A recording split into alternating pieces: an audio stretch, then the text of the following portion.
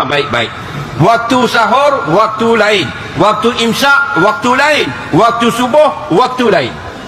Waktu sahur, apakah makna waktu sahur? Waktu sahur ialah waktu malam yang sebelah dekat kepada waktu subuh. Itu panggil waktu sahur. Iaitu 2/3 malam, 3 pagi dan ke atas. Kalau subuh itu pukul 6, mana 3 sampai 6 itu waktu sahur. Dan waktu imsak lain. Waktu imsak ialah waktu 10 minit sebelum waktu subuh. Faham? Waktu subuh ialah waktu yang diharamkan makan minum. Kalau belum subuh, maka boleh makan minum. Jadi kenapa dibuat waktu imsak? Dengar baik-baik, malam ni bagi settle selalu. Waktu imsak bukan waktu haram makan. Waktu imsak begini, bagi orang yang sudah makan, jadilah makan. Faham? Kerana sudah masuk waktu imsak.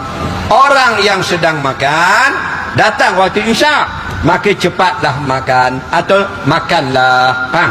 Orang yang belum lagi makan, dah masuk waktu imsak, segera, cepat, kerana sudah imsak. Nanti takut terlambat. Itu maksudnya. Bukan tak boleh makan. Bila tak boleh makan? Waktu subuh. Jadi kalau subuh itu pukul 6, imsak 5.50. Faham tak lagi?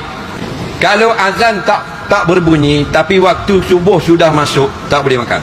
Sebab kadang-kadang mic tak berbunyi. Tok Bilal azan. Tapi dah mic rosak, amplifier rosak, tak dengar lah.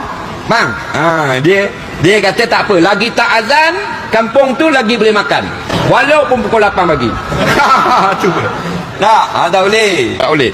Dia masuk waktu, dia tengok jam dulu. Jam pukul 6, katakan subuh pukul 6. Pukul 6, tak boleh makan. Walaupun belum azan. Sebab apa? Sebab azan pun tengok jam juga, pukul 6.